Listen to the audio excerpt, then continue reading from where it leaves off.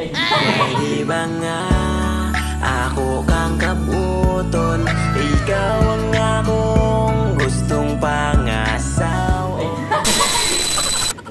Uwi na rin ako dun. Yes.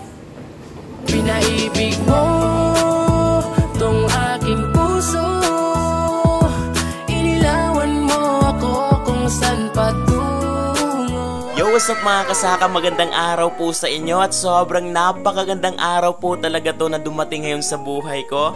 Kasi yung araw na to ay magkikita nga po pala kami ngayon ng idol kong artista, kaya naman maaga pa tayo sa bukid para ilagay na sa paliguan yung ating mga kalabaw. At pagkarating nga sa bahay, niliguan ko na rin po yung motor ko at syempre pati ako kasi papasakay natin sa big broom broom na to yung idol ko. Kaya dapat talaga makinis siya, syempre artista yung sasakay eh.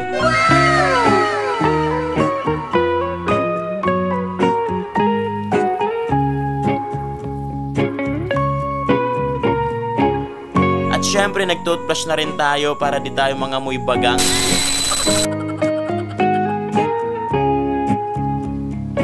Sa mga hindi nga pala nakakaalam, yung artista nga pala na to yung isa sa mga naging dahilan kung ba't andito ako sa kung nasan man yung pangalan ko ngayon.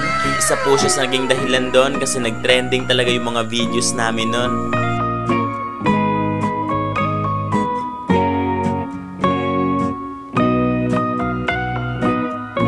Ayun na nga, nag-chat na yung idol ko kaya pumunta na agad ako. Syempre, papahuli pa ba tayo?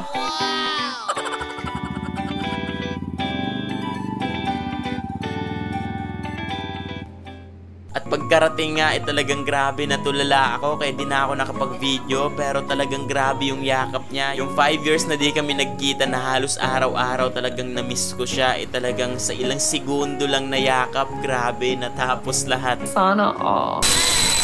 At ngayon ililipat nga kami ng restaurant at magta-tricycle nga lang kaming tatlo kasama si Sir Kim, ang manager niya.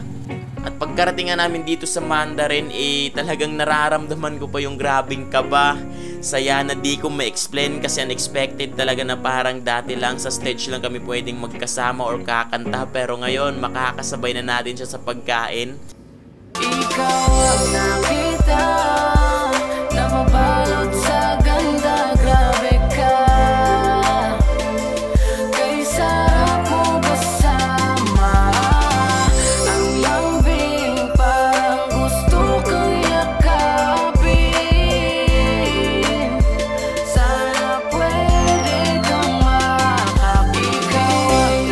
Eto nga pala yung agahan, tanghalian namin ngayon na alas 5 na, kaya naman talagang bumanat kami dito, lalo't napakasarap pala ng mga pagkain nila.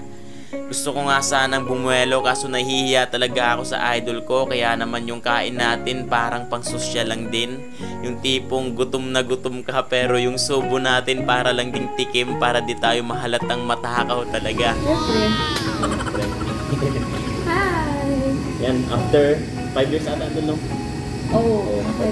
So 19. 5 years bago ulit kami nagkita. sa Mandarin. Lalabas yan sa'yo. Oo, sa Facebook. Sikat ka na, tito.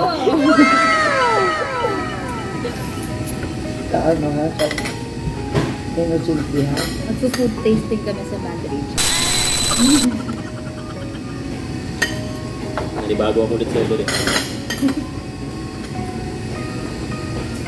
So ayun, abangan nyo po ang part 2 kung saan naman kami gagala ng idol ko pagkatapos naming kumain dito. Umiibig sa'yo itong aking puso, sana ay mapansin.